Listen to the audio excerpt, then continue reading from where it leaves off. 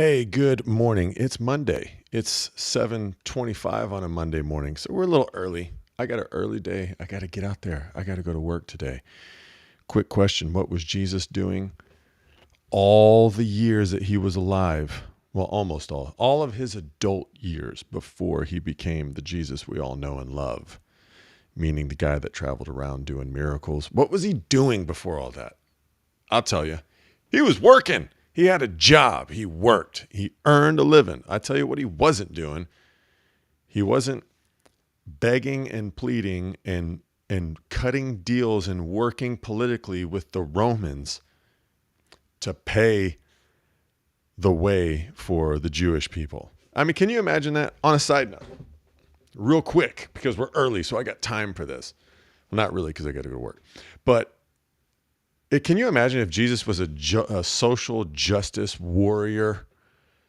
SJW Jesus. He would have been over there asking for reparations. He would have been demanding reparations from Egypt for his people.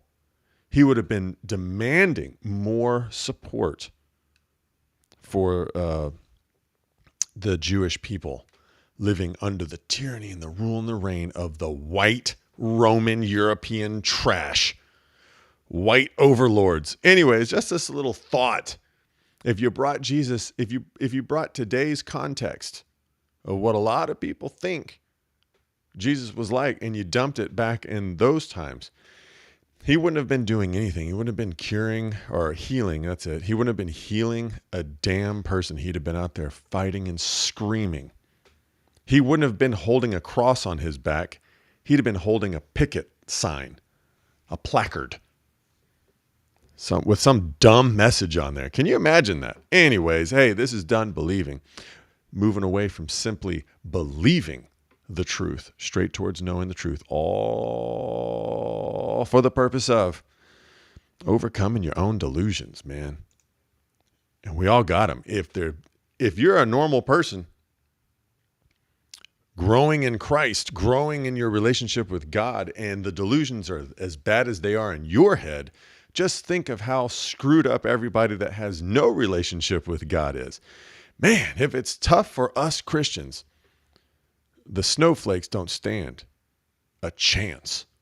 Anyways, hey, let's talk about the question of the week this week. Got a new question for you. Last week's question, pretty good. Pretty good. I had in my real life, not necessarily on the show, because a lot of people, I don't know why, but they don't voice their opinion on the show in the comment section, which is fine. It's limited. Maybe if I had it to where you could call in and tell me with your own voice, not having to text stuff in. But in my real walking around day-to-day life, in the church fellowship that we put on or that we're a part of in the park every Thursday, 6:30 here in Conroe, if you're in the Conroe area and you're looking for fellowship, give me a call or give me a message me on Facebook or whatever. Anyways, I asked the question there in the church in the park, and we have a good discussion. So I had a lot of great feedback on that. Thank you guys, everybody who answered, everybody who participated. Good stuff. Just thinking about it, thinking for ourselves. And that's what it's like when you fellowship with Christians. Everybody's throwing in their 2 cents. You kind of go, I disagree with that. You whatever. You're working it out together. You're being a community. You're not just sitting there listening to one college-educated, Christian college, seminary-educated expert tell you what the Bible means. There ain't no quicker way to get off track than to listen to a Bible expert. They will screw your life up, and they don't even know they're doing it. The blind leading the blind. Anyways, the question of the week this week. Here it is. Ready for it? Do you take credit for your own sinful desires? Or I didn't put own, but do you take credit for your sinful desires? You walk around doing that? And I'll tell you my motivation. Get an itchy ear. Somebody's talking about me. No, I think hot ears means somebody's talking about you. Anyways, I'll tell you the motivation behind the question. I talk to folks. I talk to people, and they're like, oh yeah, I'm a sinner. I'm a this, I'm a that. They identify as a sinner who's been saved by grace. Okay, I get it. But then they go on and I'm like, well, you don't actually have your own thoughts. You don't have original thoughts. Thoughts are just things that pop into your head from outside sources. Most of the time, Satan. God doesn't even communicate to you through your thoughts. Your thoughts, when you think there's a good one in there, it's probably just an echo coming from the kingdom within. God is within you, his Holy Spirit living within you. If you've been born again, he speaks to you in the Spirit. And then an echo might happen in your brain because your brain's trying to catch up with what your spirit just learned. So at best, a good thought in your head is just an echo. It's not the original. You ever thought about that?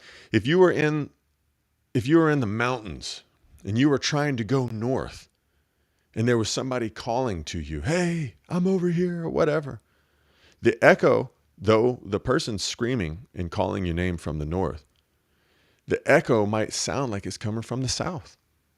And then you turn around, you go to the wrong way. Don't listen to the echo. The echo should tell you, okay, the person I'm trying, let's just say that in these mountains, you're trying to save somebody.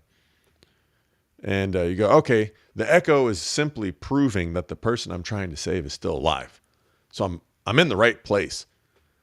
I just don't know if I'm heading in the right direction. So anyways, at best, your good thoughts are merely echoes of what's happening in your soul, where God is really talking to you. So stay out of your thoughts. Nothing good there, but there's the question. Do you take credit for your sinful desires? And like I said, a lot of people, they don't take credit for the good they do. They give credit to God. But yet if they do bad, they take full credit for that. Oh, I'm just a piece of crap. Anyways, what are your thoughts on that? That's the motivation behind the question. Not necessarily the answer. You have a yes or no answer for me or for yourself. So something to think about this week. We will touch on that on Friday, possibly. I don't know because I don't know the future. But today is Media Monday. It's Monday, a little something to kick the week off with. And we're going to get to a couple of stories that this morning I was just scrolling through my phone like this. And I came across a couple of stories. I'm like, oh, these are interesting. And while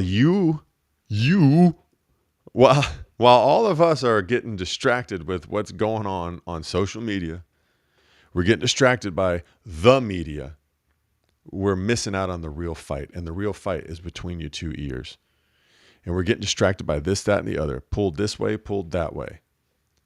It is hard work. It's not impossible work. It's hard work to keep your focus and attention on what is in front of you to do. The enemy wants you to get worried about, here's one. This is from Business Insider. I don't know if you've ever read Business Insider, but these are some propagating fools right here. They will push racism like there's no tomorrow. They will fearmonger all day long. They are really not a news source, in my opinion. Only my opinion. Okay, next year's food crisis will be different from this year's. Okay, here's how it could change for the worse in 2023. Now, here on Media Monday, I don't actually read these stories. I'm just looking at the headlines. Some of the stories I might elaborate on because I did go and read them. But most of the time, it's me just scrolling through my phone and I look at headlines. I'm like, oh my God, look at this. They try to get you on a Monday. You got your whole work week ahead of you, and they're going to try to get you tripped up on a Monday, worried about 2023. We're barely halfway through this year. Oh my God, we got other things to think about. Like voting out a bunch of dummies who are ruining our country right now. But they want you to think about, I'm going to stop doing that. They want you to think about what next year's food situation is going to be like. Listen, all you got to do, go to the store, get you a big old bag of dried beans, a big old bag of dried rice, get some flour and some grease, some Crisco. Put all that in your pantry. Then you'll have something to eat. If there's some kind of problem. You ain't got to buy all these doomsday prep food buckets. Isn't that so dumb? Oh, buy these. What is it called? What's that called? like doomsday prepping. I guess that's it. You don't got to buy all this crap and keep it stuck in your pantry and underneath your in a crawl space. And then you go telling your friends, oh, yeah, man, I got me 6 years worth of food. Great. If the bottom drops out, I'm going to come to your house first, tie you up, steal your freaking rations. It's so dumb. Just get some beans and rice. People in developing countries in the third world, they've been living off of beans and rice for hundreds of years. Good Lord. And their governments are doing crazy stuff too. Just get you some beans and rice, make some cornbread. You'll be all right. Everybody's out there. Oh, I got to plant my garden. I'm going to learn how to homestead. I'm going to learn how to live off the land. Oh, Lord. All right, let's keep moving, though. Here's another one. Oh, yeah. So this fits in with, this fits in. Okay, when the shit hits the fan, pardon my French, and the economy goes to hell or the apocalypse happens and we're trying to survive. That's why I got my apocalypse food bucket. 27 meals in one bucket. It's so dumb. But when all that happens, okay, I tell you what, why don't you go live out in the forest? Do that. Get away from society. Run and hide in a cave. Not going to work. And this is why right here. The last member of indigenous tribe dies in Brazil after resisting contact for decades. I wonder what he died of. That's from CNN. Of course, if I really cared, I would have read the story. I can only assume he died of something that could be cured by modern medicine had the idiot come out of the jungle and just lived in society and realized it's over. I live in the 21st century. Duck Dodgers of the 21st and a half century or whatever the hell that was. Remember that? Looney Tunes. I live in the future, man. I can't run around in the Stone Age, play Stone Age freedom loser. I'm not even making any sense. It's got me so riled up I can't even make any sense right now. But that's just so funny. There's still people trying to escape the world that they live in. They're trying to do it physically. They're trying to do it with doomsday prepping. They're trying to do it with resisting modern technology and live. I'm going to follow the ways of my ancestors. Yeah, where'd that get them?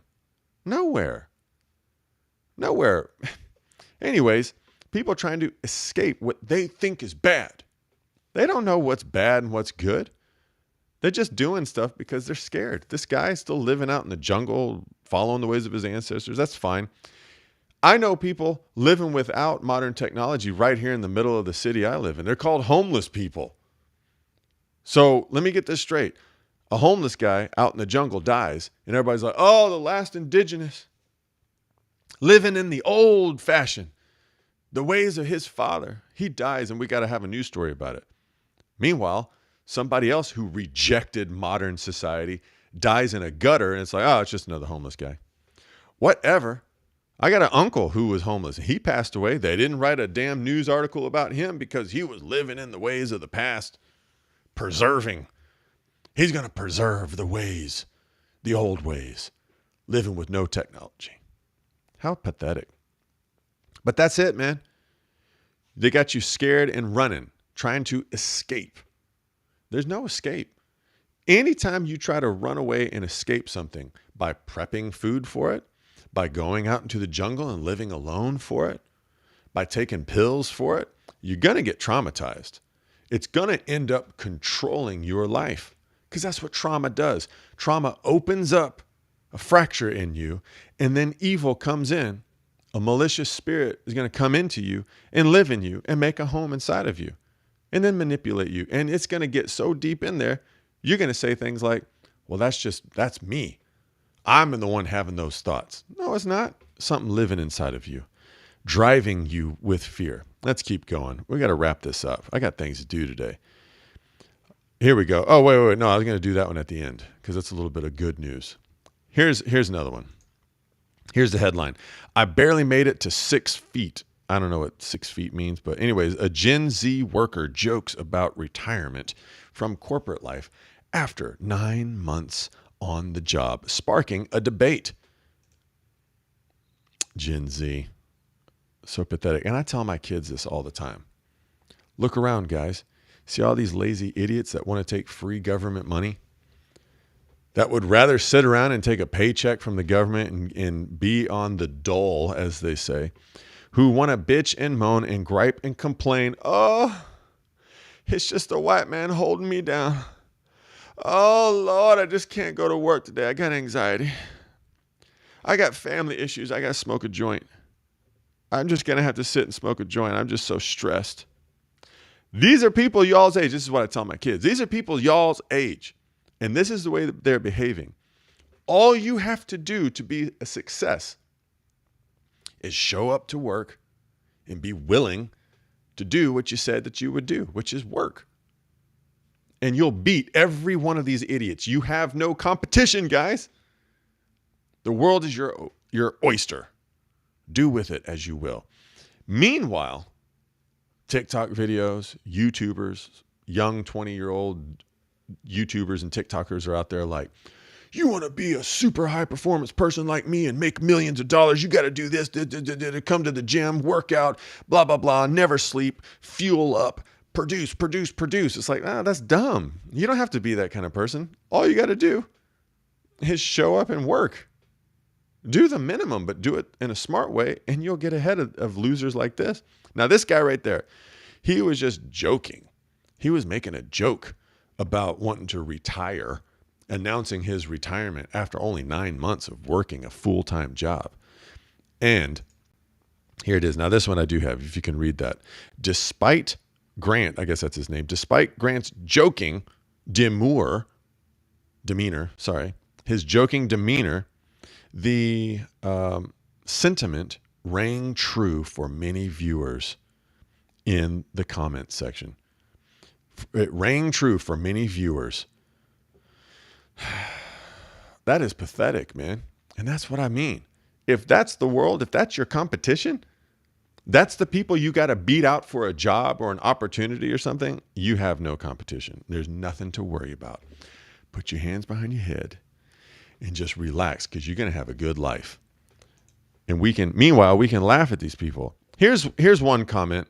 Ugh, I'm 2 months in and I'm tired, one of them said. Me, another added, I lasted 8 months in a full-time job before I was done. I'm just done. And there's more comments, but just those two top ones are the ones that I was just shaking my head. It's pathetic.